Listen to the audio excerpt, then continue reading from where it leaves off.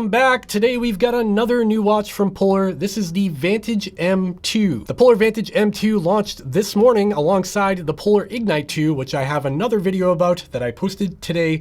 And if you want to check that one out, I'll link it up here real quick if you're interested in the Ignite 2. But in this video, we're going to focus on the Polar Vantage M2 instead. As the name implies, the Polar Vantage M2 is the next iteration from the Polar Vantage M that launched back in 2018. The original Polar Vantage M was very popular because it was affordable and it gave you a lot of the features of the higher end Polar Vantage V watch at the time. But it's been a few years now and it's ripe for an upgrade, and that's where the Polar Vantage M2 comes into play. Is it a big upgrade? Let's find out. Before we dive into this, if you find this video helpful and you feel educated by the end of it, consider hitting the thumbs up button and the subscribe button down below so you don't miss more videos from me in the future. It really helps out my channel more than you know. And if you are interested in picking up a Polar Vantage M2 or any of the Polar watches, I will have links down in the description that do help support my channel, but they cost nothing extra to you. At first glance, when you look at the Polar Vantage M2, you might think it's a Polar Vantage M because it looks nearly identical to the first Polar Vantage M. It's got the same 1.2-inch transflective display. It's got the same laminated mineral glass on the front of that,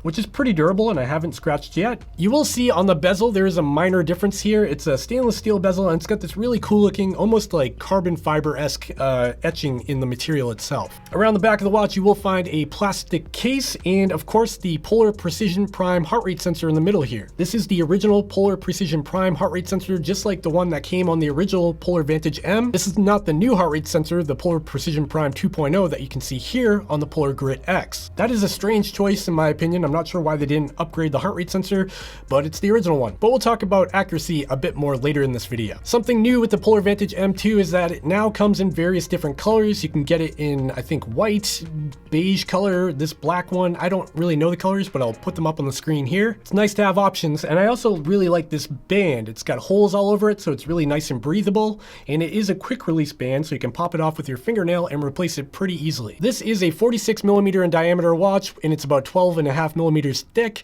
and it only comes in at 45 grams, which is pretty light for a watch of this size. Super comfortable on my wrist. I really can't complain about wearing it day to day. And if you're interested in a size comparison, this is the Polar Vantage M2, this is the Polar Grit X, and this is the Polar Vantage V2. The user interface on the Polar Vantage M2 is identical to that of the original Polar Vantage M. Unlike a lot of Polar's devices, this is not a touchscreen device, it's only buttons, which I actually don't mind. In some cases on the touchscreen devices, I wish I could just turn off the touch interface and use the buttons, but on this one you don't have a choice. As you can see, once you start pushing the buttons, you start cycling through the widgets on the watch, and if you click the lower left button, you drop into your settings where you can start a training session, you can view your phone notifications, you can do a breathing exercise, and you can do a bunch of other stuff that we'll talk about in this video. Generally speaking though, the user interface and how this thing works is identical to the original Polar Vantage M. So if you want a real in-depth deep dive on this watch and how it works as a whole, I'm not going to go through that because there's a lot of other videos about the Polar Vantage M out there and I don't want to waste your time. So let's just talk about what's new in the Polar Vantage M2. First up is the smartwatch features of the Polar Vantage M2. The original Polar Vantage M didn't have a lot going for it in terms of smartwatch features. For instance, here you can see the music controls. This is a new feature of the Polar Vantage M2. This allows you to control the music on your phone by skipping forward, skipping backwards, pausing, and you can also adjust the volume of your phone on the fly. This is a handy feature if you've got your phone buried away in a backpack or somewhere where you can't access it really quickly. You can change your music settings right here on the watch without having to deal with that. Keep in mind though, this is not offline music. You can't store music on the watch itself and go for a run without your phone. The next feature is the weather widget, and this is actually a really nice implementation of weather on a smartwatch. Basically, you've got your current temperature, you've got precipitation, you've got wind speed and direction, and then you've got your current humidity, and following that, you've got a 48-hour, hour-by-hour forecast, which is actually really nice. There's a ton of weather information here, and I really like how it's laid out. Another new feature on the Polar Vantage M2 is this weekly summary widget. This widget that tells you all of your stats for the week. So you can see here, I ran 38.2 miles so far this week. I spent 7 hours in activities. I did 5 activities, and I burned 5,000 calories, along with my intensity graph here in my heart rate zone. And then below the zone graph is your activity history for the week. Of course, the Polar Vantage M2 can read your phone notifications. If you get a text message, it'll pop up on the screen, and you can read it on the fly. However, one big big issue I have with this is that it doesn't work in an activity. So if you're out on a run and someone texts you, you won't be able to see it on your watch. And that drives me nuts with all of the Polar watches. I wish they would change that with a firmware update or something. Because honestly, when I really want that feature is when I'm running. If my wife texts me with something important, I want to be able to read that on my watch rather than hoping I hear it buzzing on my phone and I have to dig my phone out and read it. It's just kind of a headache. Another new feature on the Polar Vantage M2 is some level of customization that didn't exist on the original Polar Vantage M. As you can see here, we've got our watch face view settings. I can click on in here and then I can disable or enable any of the widgets from here. So I can turn off the time, I can turn off my daily activity, my cardio load status, my continuous heart rate tracking widget, the latest training sessions, all of that stuff can be toggled on and off to be as complicated or as simple as your watch face wants to be. And on the topic of customization, you can also dive into your watch face settings here, and here you can choose digital or analog. And then within there, you can actually choose a theme. So you've got symmetry, small seconds, minutes in the middle. I'll just click that one. And then you can actually choose an accent color for your watch face. I'll go ahead and choose green. When we go back to the watch face, you can see that it looks different. I've customized my watch face a little bit. There's not a ton of customization here, but it's good to see them moving in the right direction with customization. The Polar Vantage M2 and the original Polar Vantage M share the same GPS on battery life at 30 hours, and they also have the same extended battery life in smartwatch mode at 7 days.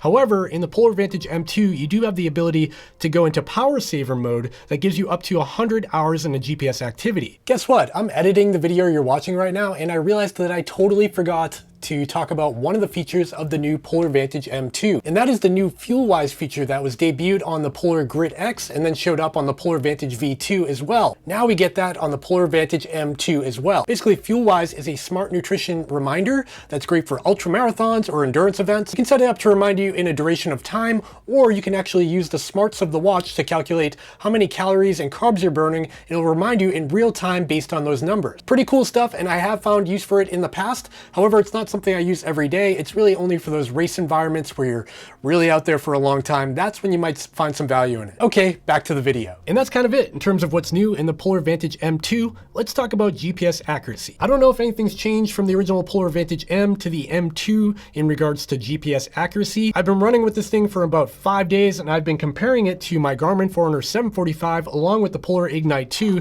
that I have here. And generally speaking, throughout all of these runs, looking through all the data, I think the Polar Vantage M2 does a pretty good job. It's definitely not perfect, but it's doing a better job than the Ignite 2, for instance. It's still not quite as good as the Garmin Forerunner 745 that I have here. That said, the Garmin Forerunner 745 is kind of the gold standard for me personally. I don't know why, it's just super accurate in my testing. The data coming out of the Polar Vantage M2 is totally acceptable though, and I wouldn't complain about it if I didn't have other watches to compare it with. Now let's talk about heart rate accuracy, and this is a weird one for me because on some of my runs I got super accurate data and on other runs I didn't. Again, for testing, I ran with the Polar Ignite 2 and the Garmin Forerunner 745 along with the Polar Vantage M2, and to get a good baseline of accuracy for comparison, I also wore the Garmin HRM Pro chest strap that was paired to the 745. So in these graphs, the Garmin stuff should be the most accurate because I was using a chest strap versus the optical wrist heart rate sensor. On some runs, the Polar Vantage M2 is doing really well. It stayed mainly in line with the Garmin HRM Pro chest strap, and I was really impressed by that. But there were a couple of other runs that were on the trail, maybe that's why, that were kind of all over the place, and I don't know why. I wear my watches super tight, I don't have clothing near it, I know all the rules of getting the best heart rate data, and on some runs it just wasn't there. But on other runs, it did really good. This could be because it's pre-production firmware. However, this is not a beta unit. So this is the production box it came with. And so this should be production worthy software. That said, generally speaking, it was pretty good, but on some runs, it wasn't so good. That's just my experience so far. Okay, final thoughts on the Polar Vantage M2. I kind of feel the same way about this watch as I do the Polar Ignite 2 that I reviewed in my other video this morning. Generally, it seems like everything in the Polar Vantage M2 is a software update. I kind of wish they just ported that over to the original Polar Vantage M and brought it up to modern standards rather than releasing a new device. So they're essentially just replacing the Polar Vantage M with the M2 and giving it a few more features. There could be more under the hood to the Vantage M2 that I don't know about that would prevent it from being ported over to the original Polar Vantage M. It just seems like from the outside that would have been easy to do. And I think with the existence of the Polar Vantage M2, you can safely assume they're not going to roll these features back in a firmware update to the original Polar Vantage M, because that would kind of defeat the purpose. The good news is that the Polar Vantage M2 retails for $299 just like the original Polar Vantage M, so you're getting all these new features, but they're not adding more money to the price tag. That said, if I was somebody that bought a Polar Vantage M just a few months ago, I'd be pretty upset that this thing actually exists. Anyways, that's all I've got for this one. If you're interested in a Polar Vantage M2 or a Polar Ignite or any of the watches I've shown in this video, make sure you check the links down in the description. Those are Amazon affiliate links and they do help support my channel. If you found value in this video and you're walking away educated and happy, might as well hit that thumbs up button down below and maybe subscribe so you don't miss more videos from me in the future. I would really appreciate that. Okay, I think I'm done now. Bye.